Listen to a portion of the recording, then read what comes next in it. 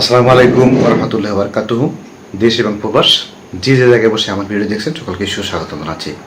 আমার হাতে আজকে আমি একটি জেল দেখাবো, যদি দেখে থাকেন। এটি হচ্ছে এন্টি অ্যাঙ্গেল জেল। এটি মূলত আপনার ত্বককে সবচেয়ে সুরক্ষিত রাখবে। মূলত আমাদের এখন রোদে পোড়া ভাব থাকে বা ফুসকুড়ি ওঠে, আমরা পিম্পল যেটাকে বলি, এবং এই ধরনের যে সমস্যাগুলো থাকে, যদি আপনি সেই সমস্যাগুলো সলভ করতে চান তাহলে এই জেলটা আপনি ব্যবহার করতে পারেন। এই জেলটা তৈরি করতে যে যে ফর্মুলাগুলো ইউজ করা হয়েছে আমি একদম শুরু থেকে শেষ পর্যন্ত ওয়াল ফর্মুলাটা আমি বলে দিয়েছি এবং হাতে কলমে দেখিয়ে দিয়েছি মূলত আপনি এই জেলটি কীভাবে তৈরি করতে পারেন। এই জেলটি যদি আপনি বাজার থেকে কিনতে চান, আমি বলবো আমার হাতে দেখি হচ্ছে 50 গ্রাম। 50 গ্রাম জেলের দাম পড়বে আপনার 200 থেকে 250 টাকা। কিন্তু আপনি যদি কেমিক্যালগুলোর নাম জানেন এবং কীভাবে তৈরি করতে হয় সে ফর্মুলাটি জানেন, তাহলে কিন্তু আপনি নিজেই তৈরি করে বাসায় ইউজ করতে পারবেন। পাশাপাশি যদি চান আপনি বিজনেসও করতে পারবেন। আমি বলবো যে আপনি নিজে কিছু করতে হলে আপনাকে শিখতে হবে, শেখার কিন্তু কোনো বিকল্প নেই। তাহলে অবশ্যই আপনি দেখুন, শিখুন এবং নিজেকে মেলে ধরুন যে কোনো বিজনেসে। আপনি যদি আমার চ্যানেলটি নতুন হয়ে থাকেন, আপনার কাছে রিকোয়েস্ট থাকবে অবশ্যই সাবস্ক্রাইব করুন। যদি সাবস্ক্রাইব করা থাকেন তাহলে আপনাকে অসংখ্য ধন্যবাদ জানাচ্ছি। কথা না বাড়িয়ে চলুন দেখে নিন যে এই এন্টি অ্যাঙ্গেল এই জেলটি মূলত কীভাবে তৈরি করতে হয়, কোন কোন ফর্মুলা ইউজ করতে হয় এবং এটা আপনি কীভাবে সংরক্ষণ করবেন। এটা কিন্তু আমি এমনভাবে তৈরি করেছি আপনি 2 থেকে 3 বছর রেখে দিলেও কিন্তু এই জেলটি নষ্ট হবে না। আমরা সাধারণত নিজেরা যে জেলগুলো তৈরি করি, আমি নিজেও তৈরি করি, এই জেলগুলো আপনি 2-3 সপ্তাহ পর কিন্তু নষ্ট হয়ে যায়। কথার বা আছি না, চলুন তাহলে দেখে নেওয়া যাক। আজকের লার্নিংমূলক একটি ভিডিও আমি দেওয়ার চেষ্টা করব, যেটি হচ্ছে আপনারা অনেকেই অনেক টাকা খরচ করে জেল কিনে থাকেন, এন্টি অ্যাঙ্গেল জেল। আমি মূলত দেখাচ্ছি, দেখেন। এই এন্টি জেলটা তৈরি করতে মূলত কী কী লাগে এবং কীভাবে তৈরি করতে হয়, এটা আপনাকে অনেক ধরনের ফেজের সুরক্ষা দেবে, যেটা হচ্ছে আপনার মূলত আমাদের সমস্ত কিছুই লুকিংয়ে থাকে ফেজের উপরে। তাই এই ফেস জেলটা কীভাবে মূলত বানাতে হয় আমি এক এক করে সব কিছু দেখিয়ে দেবো এবং বানিয়ে দেখাবো। শুরু থেকে শেষ পর্যন্ত আমার ভিডিও দেখুন। যদি আপনি আমার চ্যানেলটি নতুন হয়ে থাকেন অবশ্যই সাবস্ক্রাইব করুন। যদি সাবস্ক্রাইব করে থাকেন তাহলে আপনাকে অসংখ্য ধন্যবাদ জানাচ্ছি। চলুন এক এক করে দেখে নেওয়া যাক মূলত কী কী আইটেমগুলো লাগে। এক নম্বর যেটি লাগবে সেটি হচ্ছে অ্যালোভেরা জেল। এটি হচ্ছে অ্যালোভেরা জেল, আপনি মার্কেটে পাবেন। অ্যালোভেরা জেল আপনি নিজে তৈরিও করে নিতে পারেন, তবে মার্কেটেরটা রিফাইন করা থাকে একদম আপনার ত্বকের উপযোগী করে, আর নিজে বানালে সেটা একটু আলাদা আপনারই পারবে। এরপরে যেটি লাগবে সেটি হচ্ছে রোজ ওয়াটার। এটা হচ্ছে রোজ ওয়াটার, আপনি রোজ ওয়াটার নিজেও বানাতে পারেন এবং মার্কেট থেকেও কিনতে পারেন। এরপর যেটি লাগবে সেটি হচ্ছে ভেজিটেবল গ্লিসারিন। এটা বানাতে পারবেন, এটা এখন কিনতে হবে। এসে ভেজিটেবল গ্লিসারিন, অন্য গ্লিসারিন কিন্তু হবে না। ভেজিটেবল গ্লিসারিনটা এক্সট্রা আপনি মার্কেটে সার্চ দিয়ে দেখবেন বা গুগলে সার্চ দিয়ে দেখেন যে ভেজিটেবল গ্লিসারিনের কাজ কী, তাহলে বুঝতে পারবেন। আর লাগবে নিকোম্যান পাউডার। আমি দেখাচ্ছি, এসে নিকোম্যান পাউডার এটা প্রয়োজন হবে। এরপরে টিটিরি এসেন্সিয়াল অয়েল। টিটিরি হচ্ছে টিটিরি এসেন্সিয়াল অয়েল। এরপর যেটা লাগবে সেটা হচ্ছে জেন্থন ঘাম। হচ্ছে জেন্থন ঘাম। এই মূলত এরপরে সামান্য পরিমাণ ডিস্টিল ওয়াটার লাগে। আমি মূলত ডিস্টিল ওয়াটার ইউজ না করেই মূলত আমি চাচ্ছি, যেটা আপনারা স্টিক বা কাঠি নিতে পারেন অথবা স্পুন ব্যবহার করতে পারেন, স্প্যাতুলাও ব্যবহার করতে পারেন। আমি মূলত কাঠিটা ব্যবহার করি, এটা বানিয়ে দেখাবো। এবং সর্বশেষ আমি যেটা এটাকে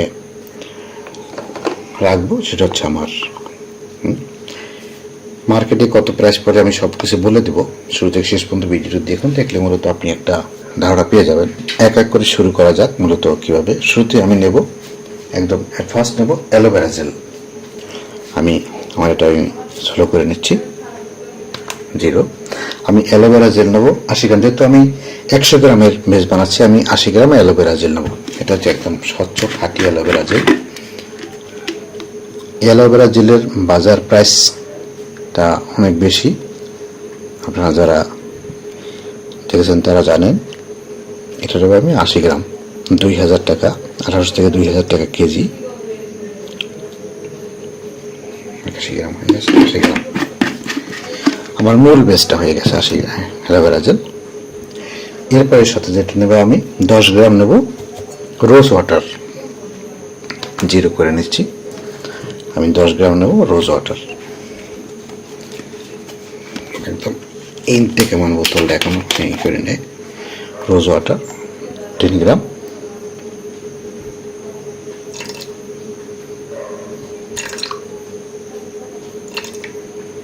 বাস 10 গ্রাম। আমার মূল বেসটা তৈরি হয়ে গেছে। এ হচ্ছে আমার মূল বেস, মূল যে বেসটা এটা আমার এখন তৈরি হয়ে গেছে।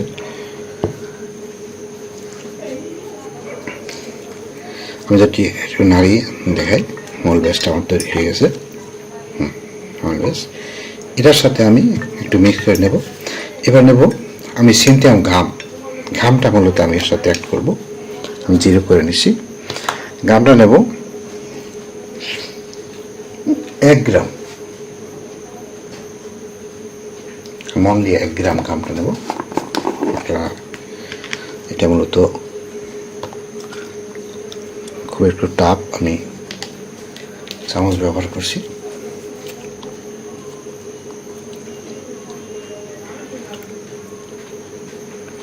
দলা দানা না পাকায়, এজন্য এটা ব্যাস আমার হয়ে গেছে মূল বেসটা। এটা আমি এখন ভালো করে মিক্স করে নেব, জানতেন নামটা একটু সময় নিয়ে কাজ করতে হবে, কারণ সেন্সিটিভ জিনিস। আপনার আমার কিন্তু মোটামুটি মিক্স হয়ে গেছে, একটু মিক্স হয়ে যাবে।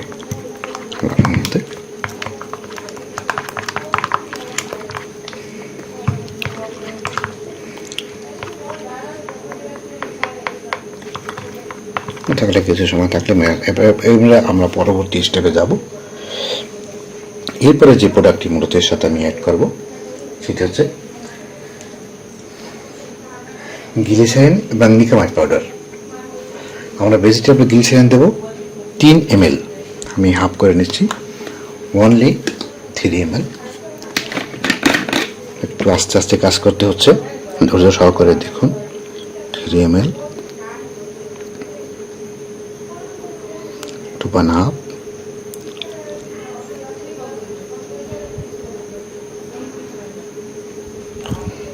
একটু বেশি হয়ে গেছে, 3 ml, 5 ml হয়ে গেছে। ভালো করে মিক্স করে নিতে হবে। ভালো করে মিক্স করে নিচ্ছি।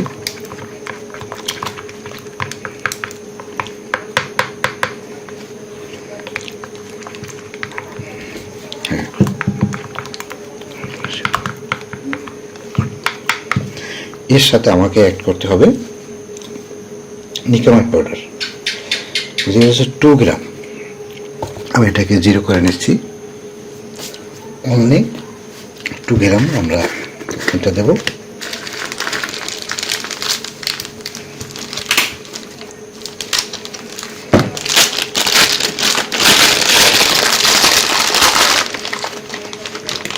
অনলি 2 গ্রাম, 1 গ্রাম হয়ে গেছে। 1.5, 2 গ্রাম হয়ে গেছে, ব্যাস আমার 2 গ্রাম হয়ে গেছে।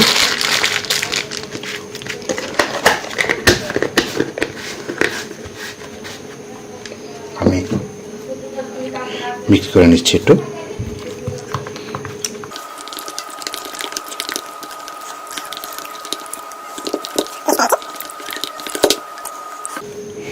জিরো করে নিচ্ছি। এরপরে যেটা দেব সেটা হচ্ছে vitamin E oil. Vitamin E oil দেবো আমরা 1 গ্রাম। ভিটামিন ই অয়েল, এটা হচ্ছে vitamin E oil. Vitamin E অয়েলটা আমাদের 1 গ্রাম দেব, অনলি 1 গ্রাম। 1.5 হয়েছে, 1 গ্রাম হয়ে গেছে ভিটামিন ই অয়েল। একটু মিক্স করে নিচ্ছি। এরপরে আমরা যেটা মিক্স করব সেটা হচ্ছে টিটির এসেন্সিয়াল অয়েল। টিটির এসেন্সিয়াল অয়েল তৈরি করে নিচ্ছি 1/2 গ্রাম। টিটির এসেন্সিয়াল অয়েল 1/2 গ্রাম। এটা হচ্ছে টিটির এসেন্সিয়াল অয়েল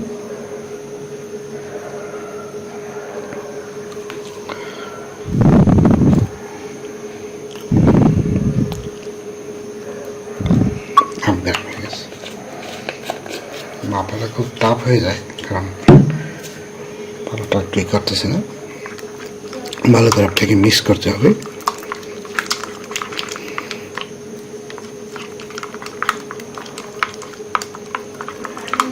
ভালো করে মিক্স করে নিচ্ছি। ভিউয়ার্স, আমার প্রাথমিক অবস্থায় সমস্ত কিছু দেওয়া কিন্তু শেষ। এখন যেটা করতে হবে আমাকে, এর সাথে আমার এই প্রোডাক্টটা যেন লং লাস্টিং করে, নষ্ট না হয়, এজন্য আমি এর সাথে প্রিজারভেটিভ মেশাবো।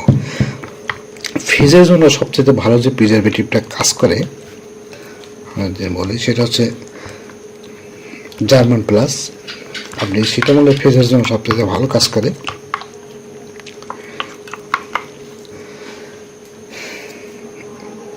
এই প্রিজারভেটিভটা আমি এটা মূলত 8 থেকে 10 ফোঁটা দিলে হবে। 8 থেকে 10 ফোঁটা, যেহেতু আমার পরিমাণ কম, 100 গ্রাম, 100 গ্রামের 100 ভাগের 1 ভাগ লাগে না, আমি 8 থেকে 10 ফোঁটা দিলে হয়ে যাবে। বাস, তারপর প্লাস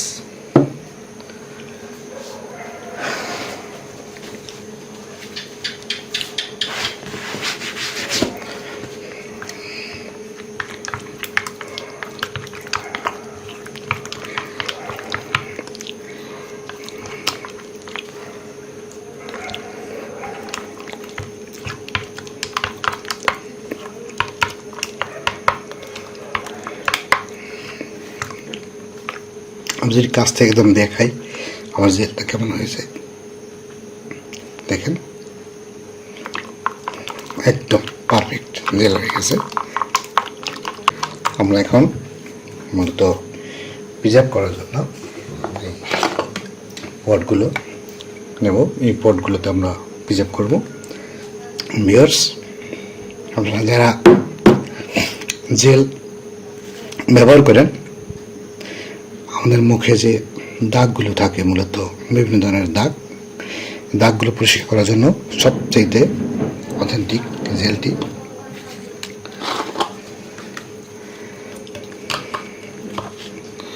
আমি বাকিটা একটা হিসাব করছি। আপনারা যারা বাসা বাড়িতে মূলত এই জেলটা বানাবেন,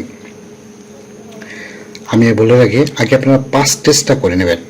5 টেস্টটা করে নিলে আপনার সুবিধা হবে কি, যে সমস্যা হলে আপনি বুঝতে পারবেন যে আসলে এটা আপনার শরীরের জন্য পারবে কিনা।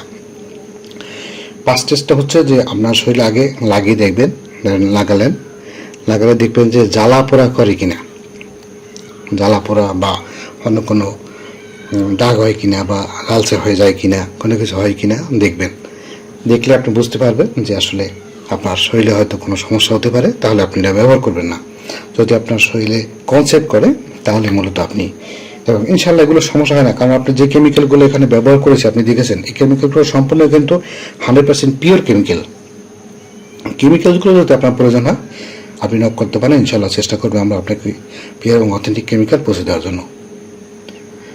ভালো থাকুন, সুস্থ থাকুন, দেখা হবে নতুন কোনো ভিডিও নিয়ে। আল্লাহ হাফেজ।